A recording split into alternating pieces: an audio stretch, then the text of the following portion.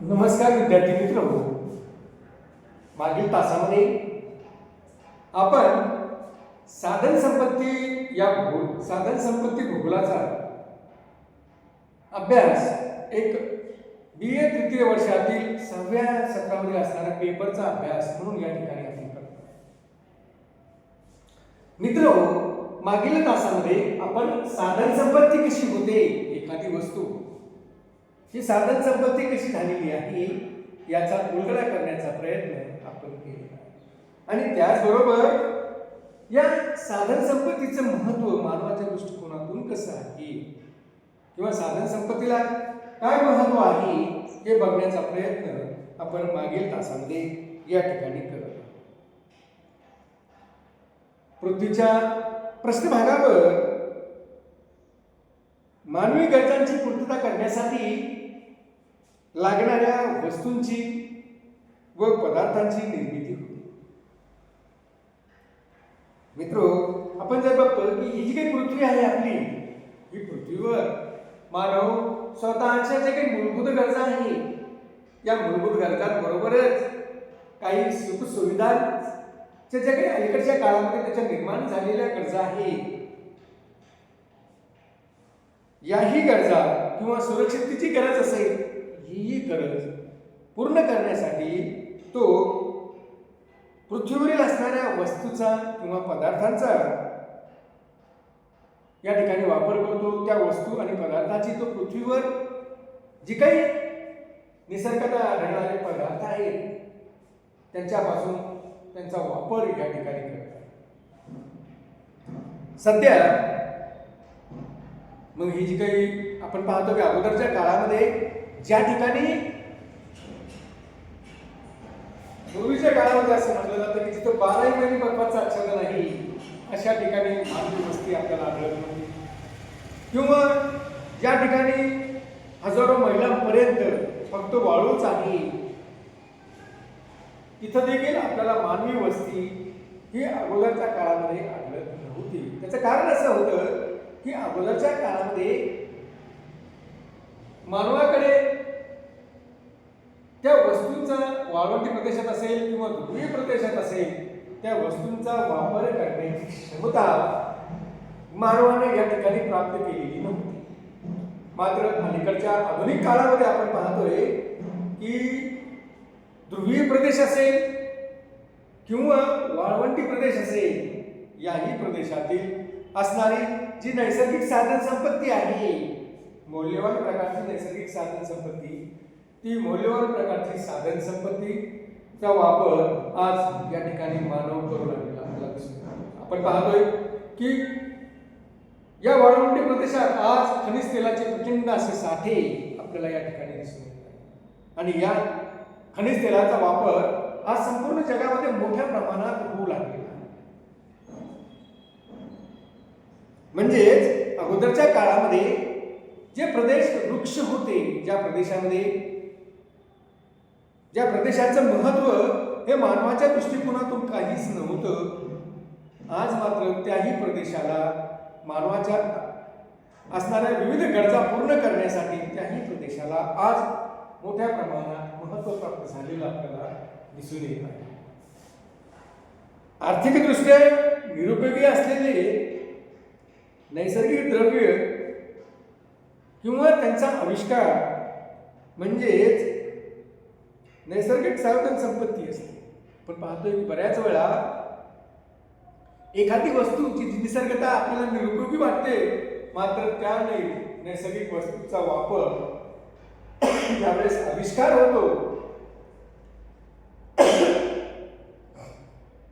किंवा त्या नैसर्गिक वस्तूंचा वापर करण्याची क्षमता माणसामध्ये येते, त्यावेळेस ती वस्तू देखील मौल्यवान प्रकारची एक साधन संपत्ती म्हणून या ठिकाणी उदयास आलेली आपल्याला दिसून येते. मानवी अस्तित्वासाठी नैसर्गिक साधन संपत्ती ही प्राथमिक गरज आहे. मानवाचे जर अस्तित्व या ठिकाणी या पृथ्वीतलावर टिकून ठेवायचं असेल तर निश्चित या ठिकाणी जी काही नैसर्गिक साधन संपत्ती आहे ही नैसर्गिक साधन संपत्तीचा किंवा नैसर्गिक साधन संपदा जी आहे ही मानवाची प्राथमिक गरज असलेली आपल्याला दिसून येते. प्रारंभीच्या काळात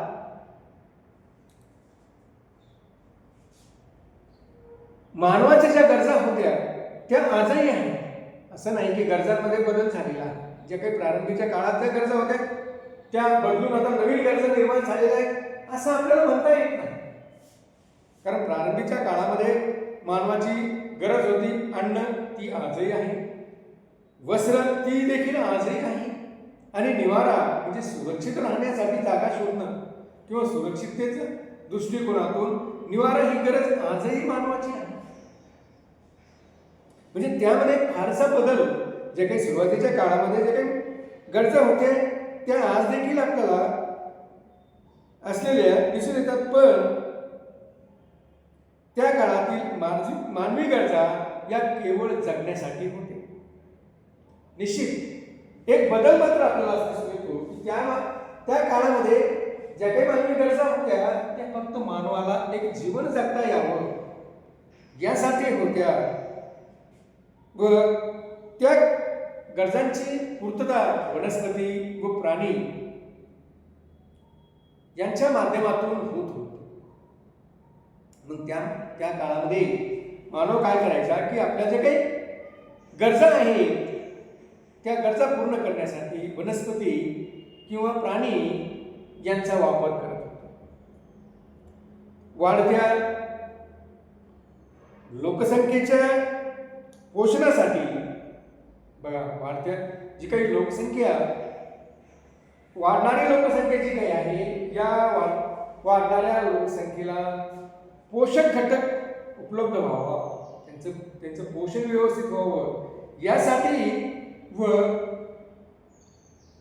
त्यांचा राहणीमानाचा दर्जा उंचवावा यासाठी मानवाचा राहणीमानाचा दर्जा हा उंचवावा यासाठी अलीकडच्या काळामध्ये मानवाच्या गरजा या वाढल्या. बघा, मानवाच्या गरजा अलीकडच्या काळामध्ये का वाढल्या आहे किंवा या गरजांमध्ये आणखीन वाढ का झालेली आहे? कारण सुरुवातीच्या काळामध्ये अन्न, वस्त्र आणि निवारा या तीनच मूलभूत गरजा होत्या आणि ते देखील कशासाठी होत्या? मानवाला स्वतःचं जीवन जगता यावं यासाठी.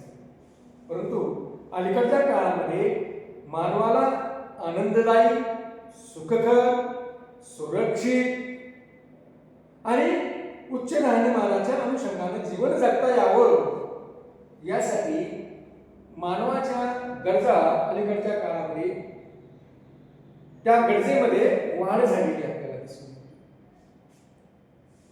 आणि या ज्या काही गरजा आहेत या गरजांची पूर्तता देखील नैसर्गिक साधन संपत्तीतूनच होत आहे. नैसर्गिक साधन संपदेशीच ती निगडीत आहे.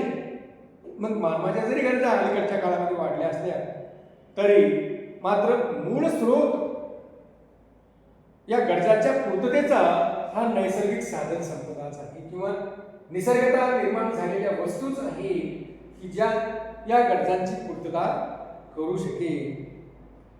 आज मानवानं कितीही तांत्रिक प्रगती केली असेल तरीही त्यांचे निसर्गाबरोबरचे असणारे संबंध किंवा मानव आणि निसर्ग यांचा असणारा परस्पर संबंध आजही तितक्याच मोठ्या प्रमाणामध्ये गरजेचा आहे. कारण त्यांचा जर परस्पर संबंध नसेल मानव आणि निसर्ग तर निश्चित मानवाचं जीवन हे या पृथ्वी तलावर जगणं कठीण होऊन जाणार आहे. किंवा पुढील काळामध्ये ही जी सजीव सृष्टी आहे ही सजीव सृष्टी पुढील काळामध्ये या पृथ्वी तलावर जर त्यांना निसर्गाशी स्वतःचा संबंध परस्पर संबंध जर जोडले नाही तर निश्चित पुढील काळामध्ये त्याला या ठिकाणी जीवन जगता येईलच असं नाही. म्हणून नैसर्गिक संबंध, मानवाचे नैसर्गिक संबंध आजही परस्परावर अवलंबून असलेले आपल्याला दिसून येतात. आज आपण पाहतोय की मानवानं औद्योगिक प्रगती केलेली आहे, त्याच्या तांत्रिक ज्ञानामध्ये वाढ होत आहे